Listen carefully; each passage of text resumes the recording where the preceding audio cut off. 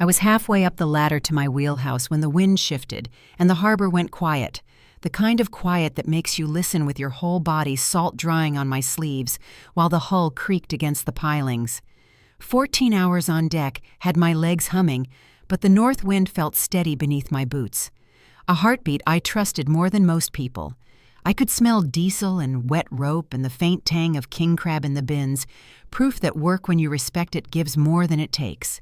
The cabin light I'd left off now glowed a thin stripe across the dock, and for a breath I stood there, hand on the rail, knowing that once I stepped inside, something in my life would not go back to the way it was. I didn't yet know how far that light reached or who had turned it on. Before I go any further, tell me where you're listening from in the comments, and if you've ever had to fight for people to see the work you do, go ahead and tap like and subscribe so we can keep this conversation going.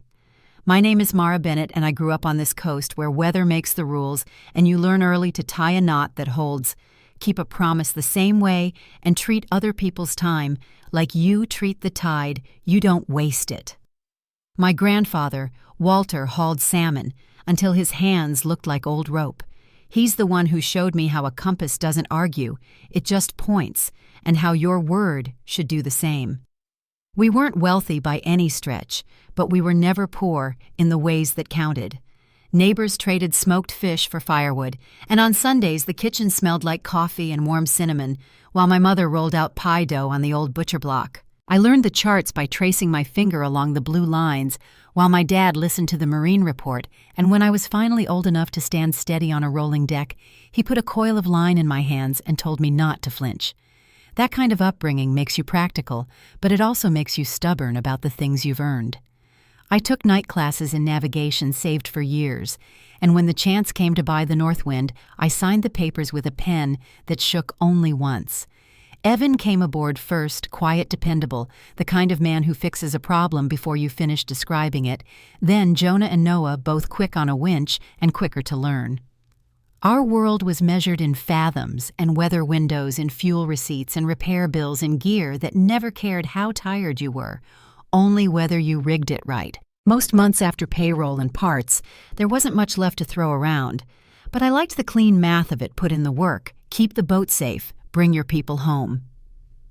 My sister Lily moved in a different world, one with bright lecture halls and polished floors where people asked questions I respected even when I didn't always like the way they asked them. She's smart and good at it, and our parents were proud in a way that turned every holiday into a rundown of grants and opportunities, the kind of future that sounds weightless next to rubber boots drying by the stove. I never begrudged her that.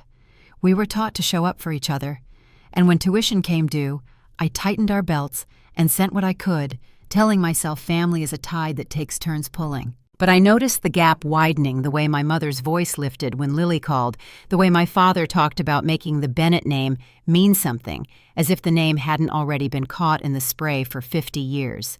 It's a funny thing how respect erodes, not with a landslide, but with water working steadily at the edge. Little comments about sharing family resources, a borrowed depth sounder that came back blinking, an assumption that my logs were community property because the handwriting matched our last name. I kept my head down and ran my routes marked new ridges on the chart, where the crab ran heavier, and trusted that hard evidence pounds in the hold checks, clearing still carried weight at a kitchen table. Most days it did until the days it didn't, and there's no siren that warns you that line's been crossed until you look up and realize you're standing on the wrong side of it. The night the harbor fell quiet, I climbed those last few rungs thinking of sleep in the early tide, how a hot shower can rinse the ache from your shoulders if you give it the time. The light under my cabin door shifted while a gull called 3 times and fell silent, and that was enough to make me pause heart-hitching for reasons I couldn't name. I reached for the latch and felt a tug that had nothing to do with weather, the kind that says you're about to step into a room where the rules have changed. On the front seat of my truck, tucked beneath a coil of line, was a folder I hadn't opened in months, and for the first time I wondered if I might need it. When I pushed open the cabin door, I smelled the faint burn of overheated electronics before I even saw her. Lily was hunched over my laptop, the glow from the screen reflecting off the window behind her. My fishing journal was open beside her, the spine bent flat as she turned each page with careful fingers. I froze in the doorway, my hand still on the frame, watching her scroll through coordinates I'd spent half a decade recording by hand, numbers I guarded like passwords. The flash drive plugged into the side of the computer caught the light small and silver, too clean for the grid of this boat. "What are you doing?" My voice came out low, more tired than angry, but it made her jump anyway. She turned fast, the familiar tilt of her chin showing before the words did.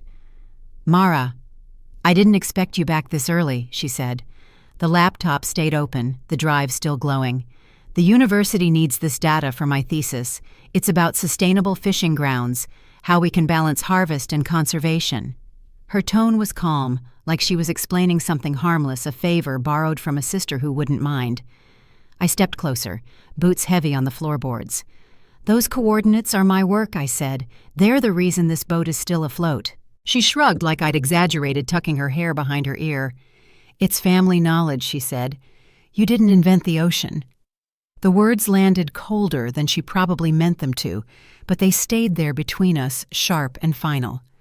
I looked at the pages she'd already photographed, my handwriting, my roots, every productive ridge and channel I'd mapped through storms and seasons. When I spoke again, my throat was tight. "You could have asked." Lily sighed like she'd been forced into patience. "I shouldn't have to. You've always said this boat feeds our family. Well, this helps the same cause." Before I could answer, I heard the uneven rhythm of boots on deck. My parents appeared in the doorway, the same anxious faces that have followed every argument in our family. My mother's hand went straight to Lily's shoulder, as if she could protect her from a storm that hadn't started yet.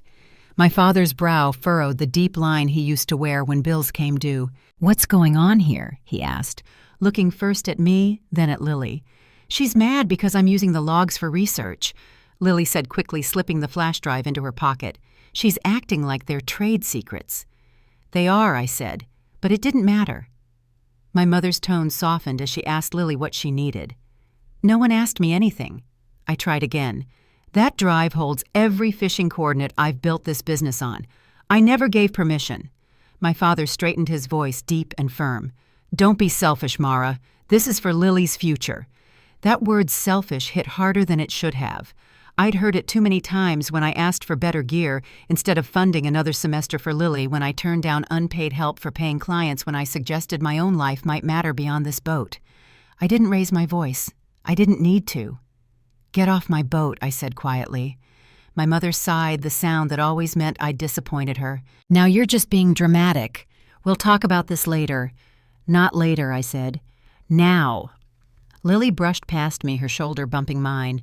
My parents followed, muttering about ungrateful daughters, and I stayed where I was until the sound of their footsteps faded down the dock. Then I shut the cabin door, locked it, and leaned against the wall, the silence pressing close. My eyes went to the bunk, to the narrow compartment underneath where I kept the folder I hadn't told anyone about, proof that I'd already bought their shares of the Northwind 18 months ago. I'd kept that secret because I still believed we could be a family without paperwork. Standing there in the half-light, I realized maybe I'd been wrong about that too. 3 days passed without a call. When Friday came, I drove out to their house for dinner, the same small Cape Cod I'd helped paint last summer, the same porch light glowing against the Sitka dusk. Grandpa Walter sat in his rocking chair by the front steps, his old denim jacket zipped to his chin. He looked at me with the kind of steady gaze that always made me pause. "You might want this tonight," he said, pressing a folded note into my hand. "Read it before you go inside." I opened it in the truck. His handwriting wobbled, but the message was clear. "They've been showing the Northwind to people without telling you. Check your bag before you leave." The smell of wood smoke drifted from the chimney as I stepped inside. Laughter carried from the dining room, a man's voice I didn't recognize. "The conversion shouldn't take more than 6 weeks," he was saying. My father's voice followed, calm and practical. "And the permits transfer seamlessly." "Yes, once the sale finalizes," the stranger said. "The Northwind's fishing rights will convert to research permits under university jurisdiction." I walked into the room before my mind caught up with my feet. 5 faces turned toward me, my parents, Lily, and 2 men in pressed shirts. The table was set with the good china, the kind we used only for holidays. A bottle of champagne chilled beside the centerpiece. My mother's voice wavered. "Mara, you're early." My father stood quickly, gesturing toward the men. "This is Dr. Nathan Keller and Dr. Aaron Lang from the university's marine program." Dr. Keller extended his hand with a smile I didn't return. "Pleasure to meet the captain I've heard so much about." I looked at my father. "Why are you talking about converting my boat?" My mother gave a short laugh that didn't sound real. "Don't be dramatic. Sit down, have some wine. We have good news." Lily's eyes were bright. "I got accepted to the PhD program," she said. "Full funding. It's incredible." "That's great," I said. But my eyes went to the stack of papers spread across the table, blueprints of my vessel sections highlighted and labeled, new names printed in the margins. My father cleared his throat. "We found a buyer for the North Wind. The university wants to use it for their climate research." I kept my hands flat on the chair back. "And the permits transferred with the sale," Dr. Keller said smoothly. "The university will maintain them under academic supervision." I took a slow breath. "When were you planning to tell me?" My mother smiled like it was a misunderstanding. "We're telling you now, honey. It's a wonderful opportunity. Lily will have first priority on research expeditions." Through the front window, I saw Evan's truck idling on the street. He and the crew waited there, just in case Grandpa's warning meant more than words. I turned back to the table. "Before you go any further," I said, "I have something to show you." I reached into my canvas bag and set the folder on the table.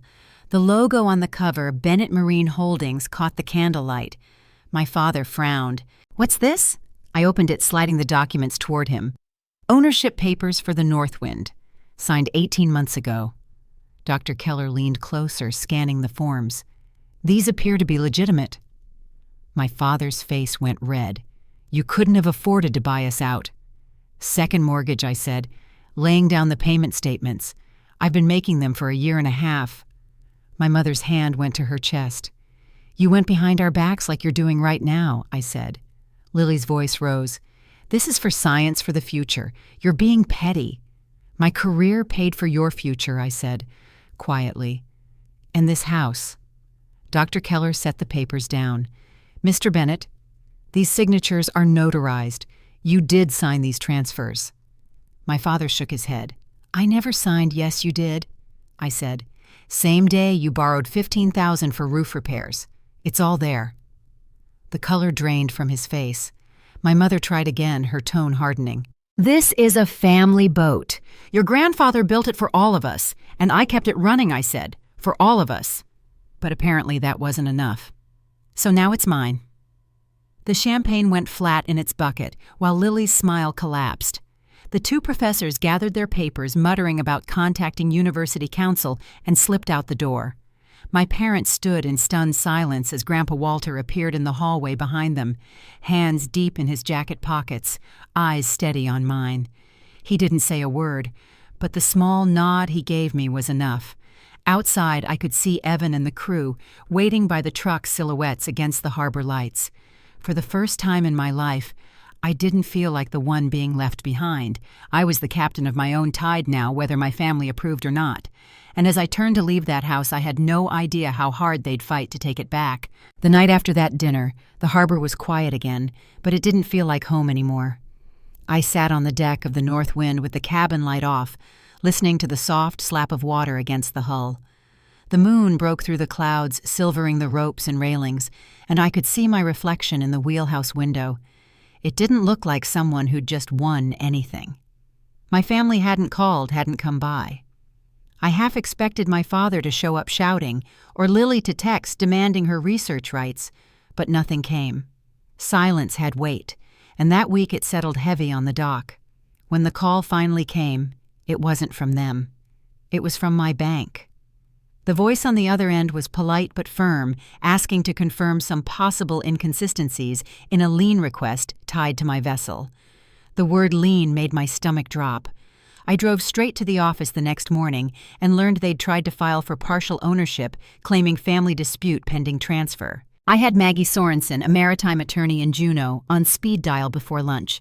She reviewed everything I sent and told me not to panic. "You're the legal owner," she said. They can contest, but they'll lose." She sounded confident, but even over the phone, she paused long enough for me to hear the part she didn't say. Family fights get ugly, and they always leave a mark. By the weekend, the whispers had started. Sitka's a small place. Stories spread faster than tides. At the coffee shop near the docks, I caught my name between two fishermen talking about the girl who sold out her folks. At the bait supply store, the clerk suddenly stopped offering me the usual discount. My mother's voice carried through town in other people's words: ungrateful, cold, greedy. Every time I walked into a store, I felt eyes on my back, people turning away like I'd done something shameful. The same families who'd shared meals with us after long seasons now pretended they didn't see me. I tried to drown it out with work. We had gear to fix nets to mend and fuel to load. Evan kept the crew steady even when calls from my father came through on the harbor radio. He'd request clarification about permits or dock space. His voice clipped, but loud enough for anyone on the channel to hear. It was a quiet way to make sure everyone knew there was trouble in the Bennett family. One afternoon, I found a flyer from the university tacked to the dock board, a research recruitment notice that mentioned transitioning vessels from private to educational use. The Northwind wasn't named, but everyone knew what it meant. I stayed focused, but the isolation grew. The harbor I'd known since I was a kid, where my grandfather taught me to coil lines, and my dad first let me steer, felt colder now. When I walked into the shipyard office to pay for maintenance, the clerk avoided my eyes. When I tried to book fuel, I was told my credit was under review. Even the way people spoke changed, voices lowered when I entered a room. That's when I realized my father was doing more than arguing, he was campaigning. 3 weeks later, he showed up on the dock. His boots hit the planks hard, each step louder than the last. "This isn't over, Mara," he said, handing me a thick envelope. "Our lawyer says we have grounds to contest." I didn't take it right away. "I paid fair market value," I told him. "To the penny." His jaw clenched. "You deceived us. You lived under our roof, ate our food, and went behind our backs." I looked past him toward the water, trying to keep my voice even. "That mortgage I took out to buy your shares, it paid for your roof, and Lily's tuition, and Mom's surgery. Don't rewrite the math."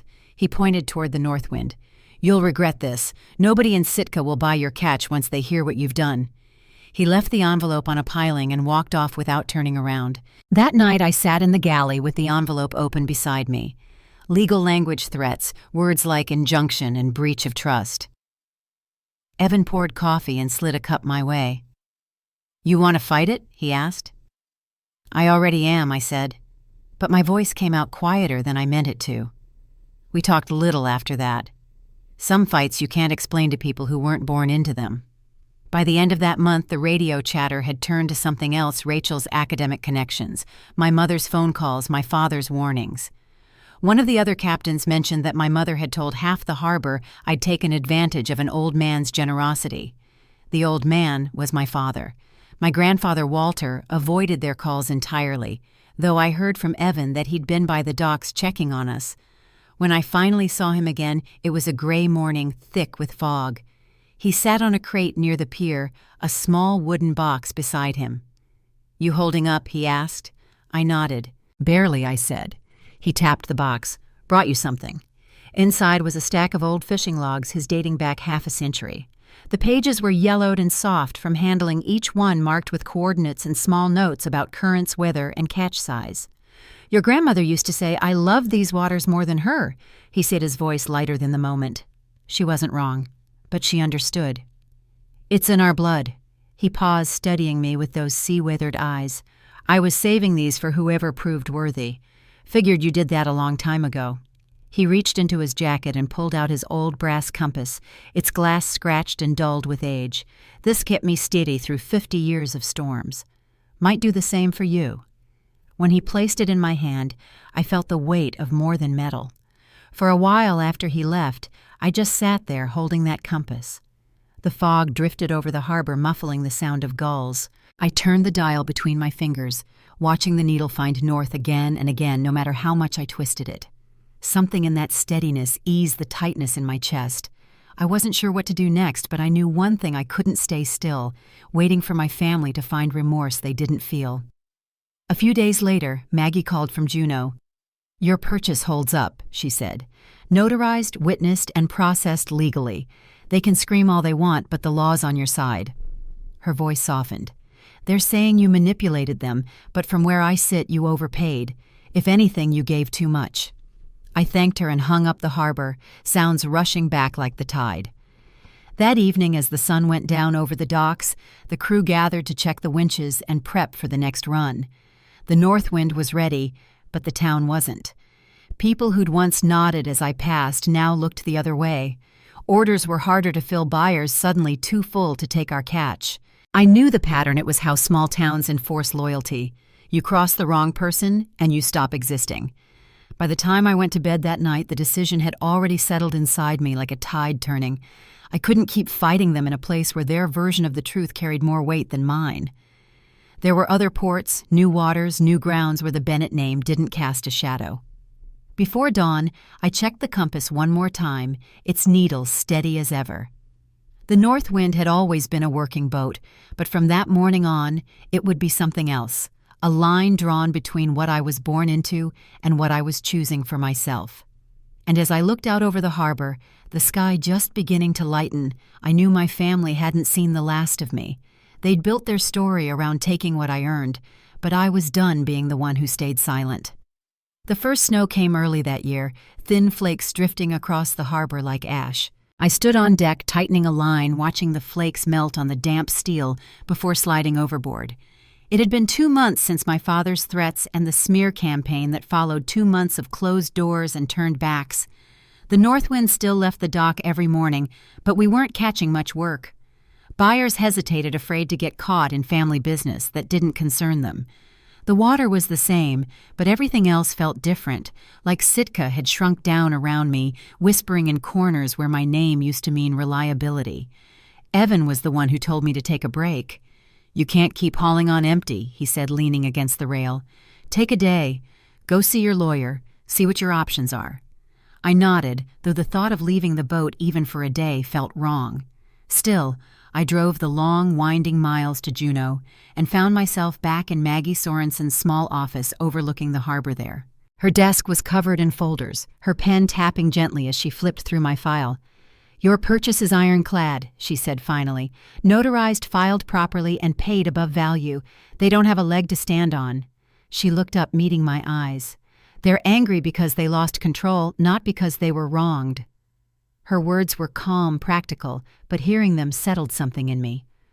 "What do I do now?" I asked. Maggie smiled a little. "You fish. You keep your head down, and you let time do its work. It'll be quieter than you want, but safer." Before I left, she slid a folder across the desk. "Dutch Harbor," she said. "They're expanding operations there. Processing plants are hiring suppliers. If you're thinking about new grounds, that's a start." The idea sat with me all the way home, growing heavier with each mile. By the time I reached Sitka, the harbor lights were glowing through mist, and I could see Grandpa's truck parked near the north wind. He sat on the edge of a piling coat zipped to his throat, a wooden box at his feet. "You're late," he said when I walked up, his breath fogging the air. "Traffic," I told him, and he chuckled softly. "You always did drive like the tide's chasing you." He patted the box. "Brought you something."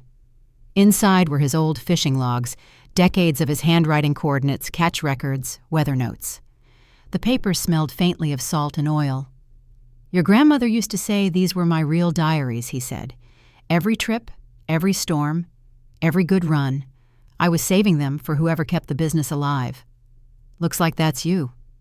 He reached into his pocket and pulled out his brass compass, its glass scratched from years of use. "This kept me straight through a lot of fog. I think you've earned it." When he set it in my palm, the cold metal felt heavier than it looked. We sat together until the light faded.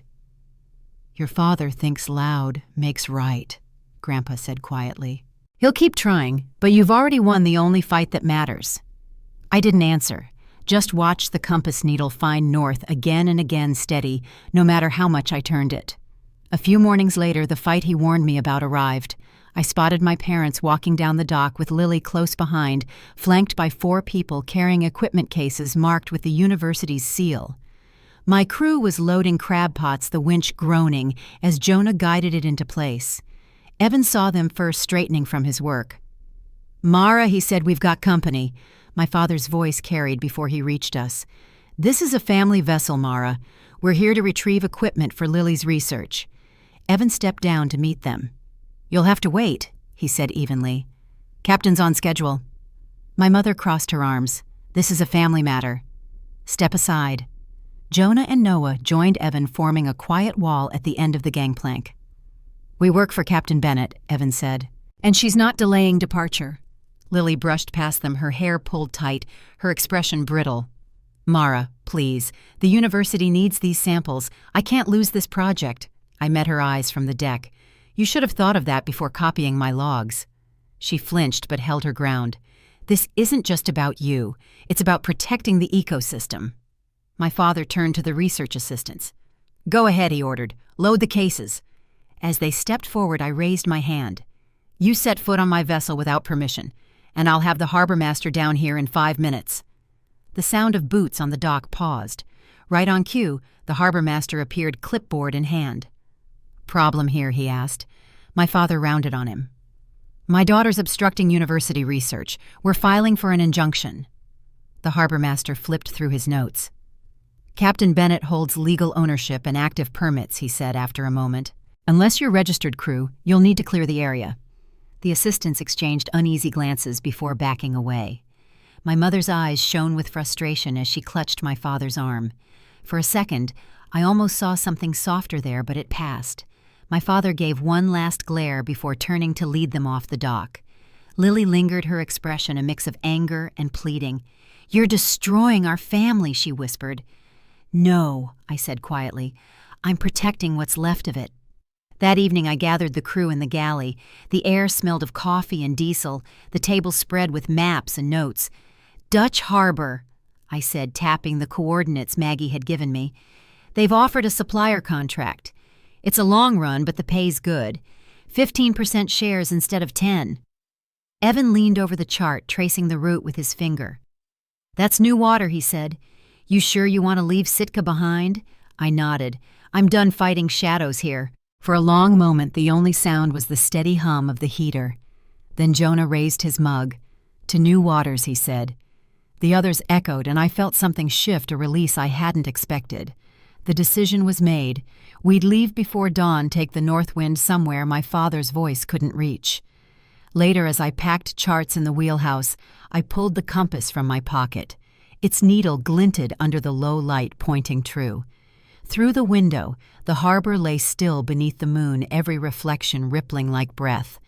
The crew would be here in a few hours, the tide already in our favor.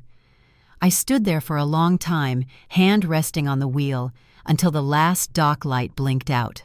The town I'd grown up in would wake to an empty slip by morning, and for the first time in years, that thought didn't scare me at all. It sounded a little like freedom waiting just beyond the breakwater. By the time the first light touched the harbor, the crew was already aboard, and the engines were humming low. A thin mist hung over the water, wrapping the docks in silence, as if the town itself didn't want to wake. I stood in the wheelhouse, watching the shoreline fade behind us. The north wind moved easily through the channel, her bow cutting cleanly through the gray water. I didn't look back at Sitka until the last marker disappeared. Even then, I wasn't sure what I felt, just a steady calm, the kind that comes when there's no going back. Evan stepped into the wheelhouse, his mug steaming in one hand. "Weather's clear all the way to Dutch," he said, studying the chart. "If the wind holds, we'll make good time." I nodded, checking the instruments. "Let's keep her steady. We'll reach the outer grounds by dawn tomorrow." The familiar rhythm of the engine settled into my bones. It was the one sound I trusted to drown everything else out. By mid-morning, the water had turned a deep green, and sunlight broke through the clouds. The air smelled sharper, cleaner. It was the first stretch of peace I'd had in months. The radio sat silent on the console until a soft buzz broke the quiet. My father's number flashed across the satellite phone, then faded. 2 minutes later, it rang again. I let it ring until it stopped. Evan gave me a sidelong look but didn't say anything. "They'll keep calling," he said finally. "Let them." I answered, pulling the throttle forward. The deck rumbled beneath us as the north wind picked up speed. An hour later, another call came, then a text. This time I read it. Coast Guard has been notified of vessel theft. Return immediately or face charges. The anger came slow hot in my chest. I typed back, steady hands on the screen. Registered owner Howard C. LLC. Documentation verified. Try again. Then I forwarded every ownership file to the harbor master and a few captains in the fleet who still spoke to me. Within minutes, my father's story would have no place left to hide. Evan whistled under his breath, playing the stolen boat card. Huh? Desperate people say desperate things, I said quietly, setting the phone face down on the console. The sea stretched out before us, calm and endless. By late afternoon, the calls shifted to Lily's number. I ignored the first 6. On the 7th, I picked up. Mara, please, she said, her voice trembling. My whole research program depends on access to those waters. Just one more trip. You don't have to come, we just need the data. You should find another boat, I said, watching a pod of dolphins break the surface off our port side. It's not stealing when it's family knowledge, she said, and that familiar entitlement slipped back into her tone. It's knowledge I paid for with my mortgage, my fuel, and my work, I said evenly. The Northwind isn't a family vessel anymore. It's my livelihood. She started to speak, but I ended the call before the guilt could creep in. The phone went into the galley drawer, turned off. I didn't touch it again for the rest of the day. Evening came slow and golden, the lights stretching across the deck. The crew worked quietly preparing the crab pots. Jonah hummed under his breath while Noah checked the lines, their movements steady and sure. Watching them work felt like breathing again. We'd been through storms, breakdowns, long nights hauling in silence, but this felt different. We were leaving something behind and maybe finally heading towards something better. The radio crackled with a familiar voice. Northwind, this is the Fortitude. Heard you broke harbor lines. It was Captain Jensen, one of the few men in Sitka who'd never cared for gossip. About time, he said. Another voice joined Captain Bartlett from the Sea Witch. Your old man's been telling stories at the coffee shop, but the harbor master shut him down. Told everyone you owned that boat fair and square. For the first time in weeks, I felt my throat tighten, not from anger, but from something close to gratitude. Appreciate that, I said into the mic. We'll bring you a case of king crab when we hit Dutch. Jensen laughed. Just don't forget where you came from. The channel went quiet again, the hum of the sea filling the space between us. 3 days later, we reached new waters. The crew worked with quiet focus, lowering the first string of pots. The hydraulics groaned, the ropes slid through our hands, and the sea gave back its answer. When we hauled the first pots, they came up heavy, the cages shaking under the weight of king crab. The deck erupted in cheers, laughter echoing over the waves. Even Evan smiled, his face weathered but bright in the cold light. I ran the numbers in my head. If every string came up like that, we were looking at record yields enough to pay off the remainder of my loan and secure the next season outright. The kind of haul that changes everything. That night, we anchored near the processing plant. The phone signal returned, and I saw 17 missed calls. My mother's posts had reached the local paper claims of family betrayal and a daughter's greed. But the comments beneath them told another story. People who knew us dockhand suppliers, old crew members, were correcting her posting records and dates, reminding anyone reading who had kept the business alive all these years. Evan poured a round of beer from the small cooler we kept below deck. To the Northwind, he said, raising his bottle, and to the captain, who finally took her own wheel. The others joined their voices low but certain. The sound of glass meeting glass filled the galley. I took a sip, the cold cutting through the salt still drying on my lips. Outside, the harbor lights blinked through the fog. For the first time in a long while, I didn't feel like I was defending something, I was building it. The north wind rocked gently beneath us, her hull alive with promise. Later, as I walked out onto the deck, the air was cool and sharp. The sky stretched wide and clear above the stars, reflecting off the dark water. I reached into my pocket, pulled out Grandpa's compass, and watched the needle settle. It pointed north, steady and patient, as if reminding me where I was headed all along. The crew had turned in for the night, the deck quiet, except for the soft creak of the lines. I leaned against the rail, breathing in the salt and diesel and freedom that now belonged to me. Tomorrow, the processing plant would offload the catch, and our names would be logged under a new port, a new beginning. I stayed there until the cold crept through my jacket, listening to the water and the slow pulse of the engine below. Every sound felt earned. And somewhere beyond that horizon waited the next fight, the one I hadn't yet seen but already felt coming. The morning fog clung low to the docks at Dutch Harbor, wrapping the boats in pale gray, as if the world hadn't quite woken yet. The Northwind's hull gleamed with fresh paint, her name steady in black letters against the white. 3 months had passed since our first haul out here, and every bolt line and winch on this boat carried proof of those weeks' hard work, long hours, and the kind of quiet pride that comes when a crew learns to breathe in rhythm again. We'd built something solid, far from the noise my family left behind. I was finishing a checklist when I saw them through the mist, 3 figures walking slowly down the dock. Even from a distance, I recognized the shape of my father's shoulders, the way he led without looking back. My mother followed close behind, clutching her coat tighter against the wind, and Lily trailed them both, her expression unreadable. They looked smaller than I remembered, out of place against the industrial sprawl of Dutch Harbor, where everything smelled of brine and machinery. Mick spotted them first. "You want me to send them packing?" he asked quietly. I shook my head. "No, I'll handle it. I met them halfway down the dock." "You're a long way from Sitka," I said. My father smiled in that careful, practiced way that always meant he wanted something. "We were in Anchorage for meetings," he said. "Thought we'd see how you're doing." "You mean how the boat's doing?" I replied. He didn't deny it. I gestured toward the deck. "Come aboard. We can talk in the galley." The air inside was warm, thick with the scent of coffee and engine oil. They hesitated before sitting. I stayed standing, hands on the back of the chair opposite them. My mother tried first. "The harbor is buzzing about your operation," she said. "Everyone's impressed. You've done well, sweetheart." The word landed strange, too easy for someone who hadn't used it in years. My father leaned forward, elbows on his knees. "It's time we put this unpleasantness behind us," he said. "We're still family, Mara. There's no reason we can't start fresh." My mother reached for my hand, but I kept it wrapped around my coffee mug instead. Lily stayed quiet, eyes fixed on the tabletop. When she finally spoke, her voice was softer than I expected. "The university's launching a new marine research program. We could form a partnership, your fishing data, my research. It would rebuild the Bennett legacy together." The word legacy hung in the air like a hook. My father nodded as if the deal were already set. "We could restructure ownership," he said. "Share profits, coordinate operations. It's cleaner that way. No reason for lawyers anymore." His tone was smooth, practiced, the same one he'd used when convincing suppliers to extend credit years ago. I let the silence stretch until it grew heavy.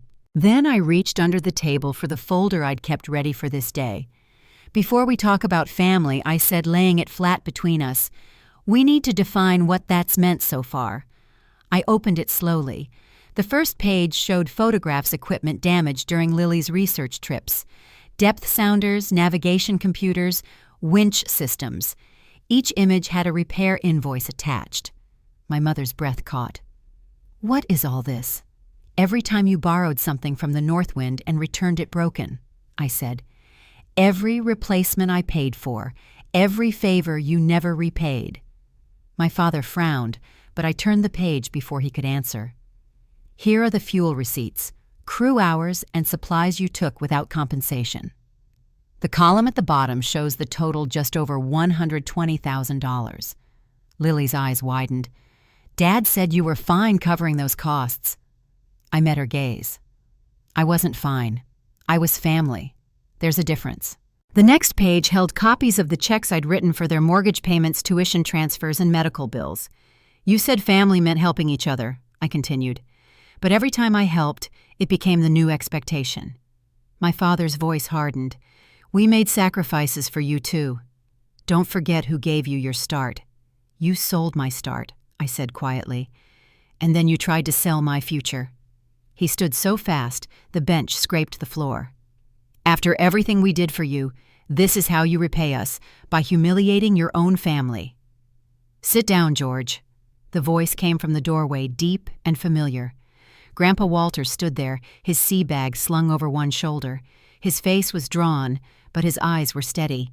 "For once in your life, listen to your daughter." "Pop, you don't understand." "I understand plenty," he interrupted, stepping forward. "I've watched you use her since she was 16. You needed her work, but never gave her credit for it. That ends now." The silence that followed felt like a held breath. My mother's eyes filled, though it wasn't clear whether with shame or anger. Lily looked from him to me, confusion flickering across her face, like someone seeing the truth too late. I closed the folder. "These are my terms," I said. "Acknowledgement of what's been done, respect for my boundaries, and the understanding that this boat and this business belong to me alone." My father's expression tightened. "You always were stubborn, just like him." He gestured toward Grandpa before turning to my mother. "Come on, Helen. We're not going to beg." Lily hesitated, her fingers brushing the folder before she stood. "I never saw it," she whispered. "I'm sorry I never saw it." Her voice broke, and for the first time in years, she looked less like my rival and more like my sister. It wasn't forgiveness, not yet, but it was something close. They left without another word, their footsteps fading down the dock. Grandpa lingered a while, looking around the galley that once carried his own sweat and years. "You handled that like a captain," he said finally. "Your grandmother would have been proud." I nodded, unable to find words. After he left, I sat for a long time, the folded compass heavy in my pocket. Outside, the harbor lights swayed with the tide casting long shadows over the deck. The air carried the sound of gulls and machinery, but underneath it all was something else, quiet, certain peace, the kind that only comes after standing your ground. Still, even as the calm settled, I knew the story wasn't done. My parents had walked away, but families like ours never let go easily. There would be another test, another attempt to pull me back into the tide I'd fought so hard to escape. And when it came, I intended to be ready. The months that followed moved like a tide, steady, deliberate, each wave carving a little more distance between the life I'd built and the one I'd left behind. The north wind ran strong that winter, our catches steady and the contracts secure. The Dutch harbor crews had come to know us as reliable, no shortcuts, no missed quotas. For the first time in my life, the work spoke for itself, free from anyone else's shadow. Then, one cold afternoon, as the harbor cranes groaned over the docks, Mick waved me over with a grim look. "You might want to handle this," he said, nodding toward the parking lot.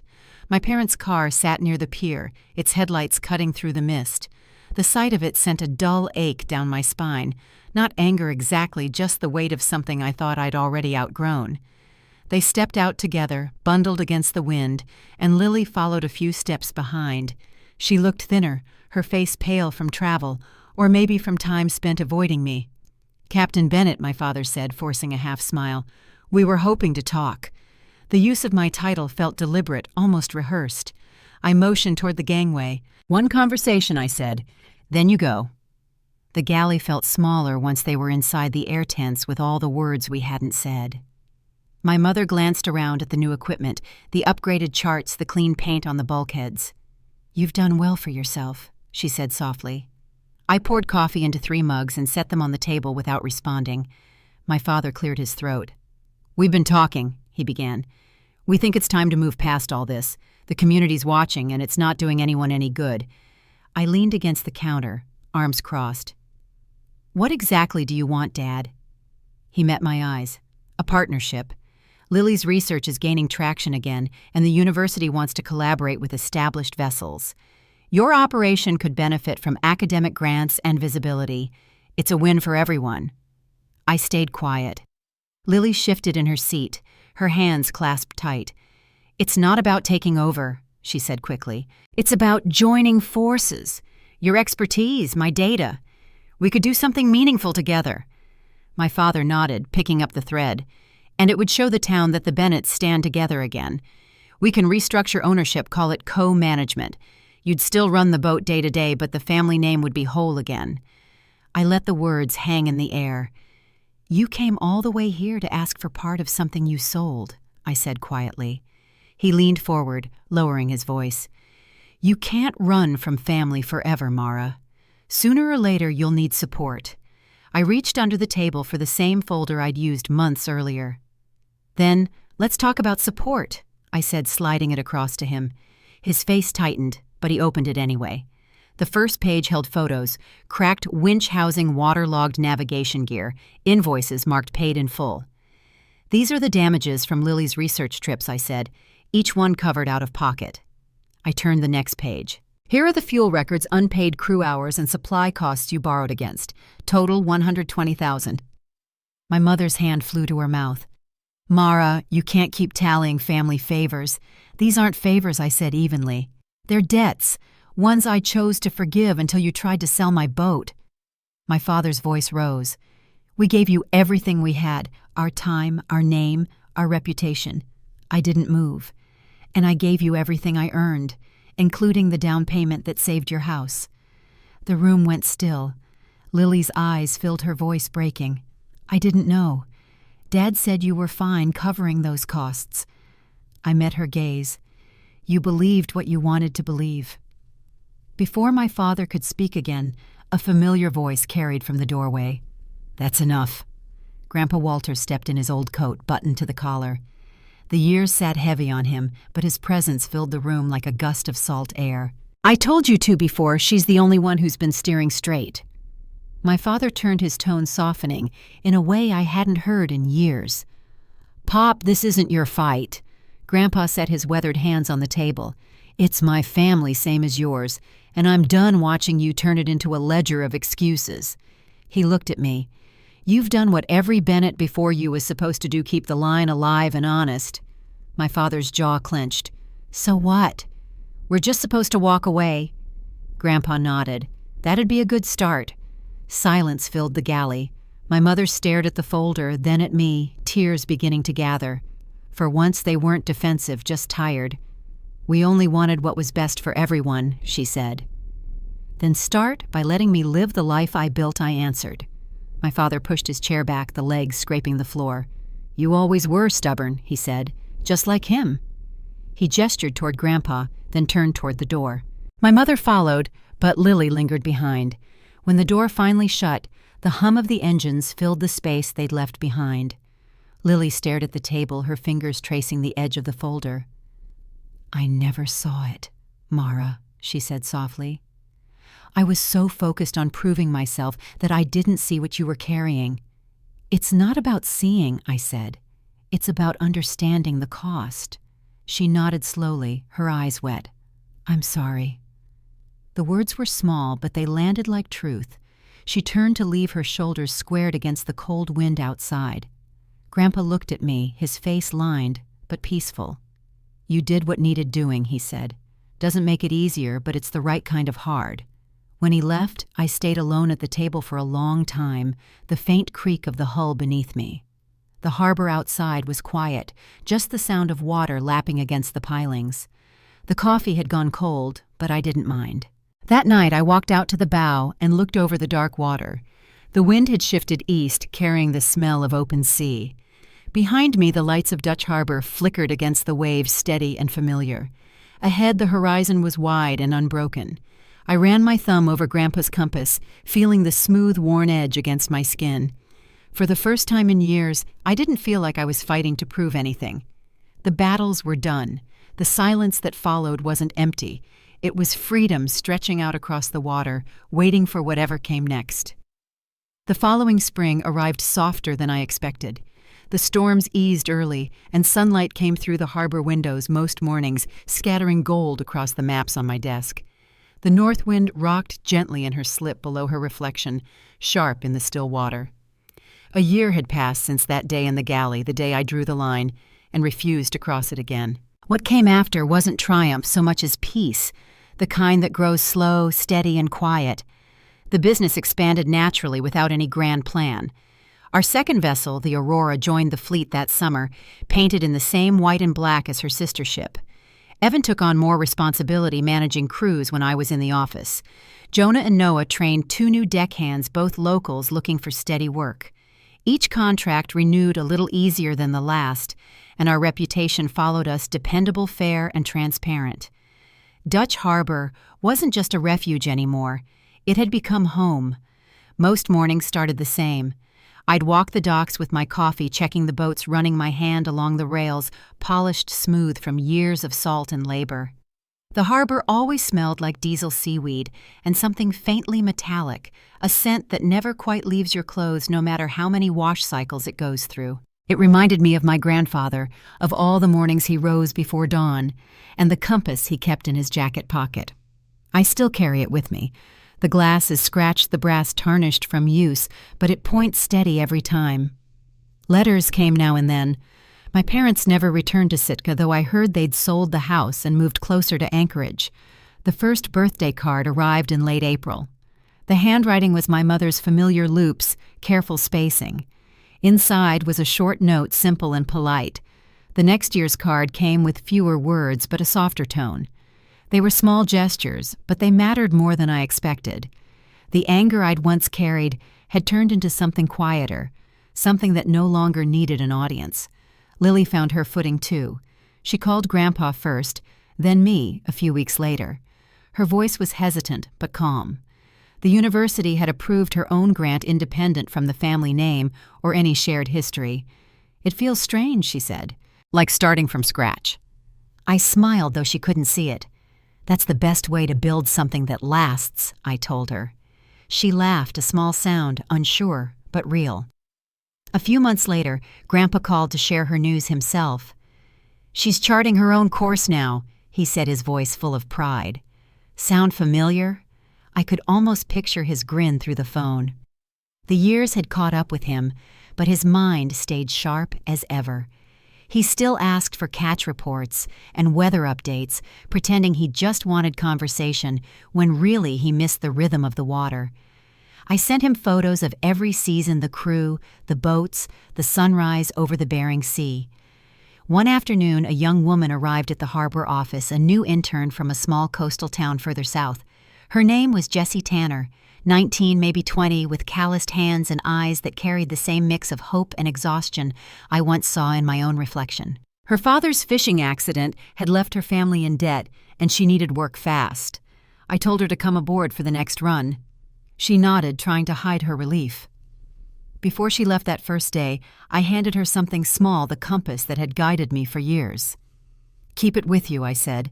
"Not because you'll lose your way, but because it reminds you that direction comes from inside." She turned it over in her palm, brow furrowed in thought. "My dad used to say that," she murmured. "He said a compass only works when you trust what it tells you." I smiled. Then he was a good teacher. As the months passed, Jessie grew into the job, confident on deck, steady under pressure. Watching her learn reminded me why I'd fought so hard to protect what I built. It wasn't just about ownership or pride. It was about preserving a space where people could work with dignity without fear of being used or overlooked. The Northwind had become more than a vessel. It was a promise. That fall, we won a regional award for sustainable operations. The plaque hangs by the office door now, but what I remember most was Grandpa's reaction when I told him. "You didn't just keep the business alive," he said. "You turned it into something honorable." That's what the Bennett name should have meant all along. He was right. The name didn't define me anymore, but it no longer felt like a burden either. It was just part of the story, one I could finally tell without bitterness. The last evening of the season, I stood on deck as the sun dipped low, the sky caught between rose and gold. The harbor quieted the waves, folding against the pilings in slow rhythm. Evan joined me, hands in his pockets. "You ever think you'd end up here?" he asked. "Not like this," I said, "but I wouldn't change it." He nodded, looking out toward the horizon. "You steered us through a lot, Captain. Not everyone could have done that." The wind carried the sound of gulls' fading light glinting off the compass clipped to Jessie's belt, where she worked near the bow. I took a long breath of the sea air and let it settle deep in my chest. The tide had finally turned for good. Sometimes life teaches you that freedom isn't found in leaving people behind. It's in learning when to stop handing them the wheel. Every boundary I drew, every choice that hurt in the moment, led to this quiet kind of strength, the kind that doesn't need to prove anything anymore. If you've ever had to fight for your place in the world, I hope you remember this peace doesn't always roar in like a victory. Sometimes it drifts in quietly steady as the tide waiting for you to claim it. And if this story stayed with you tonight, take a moment before you go. Share it with someone who needs to hear that it's never too late to steer your own course and to find your true north again.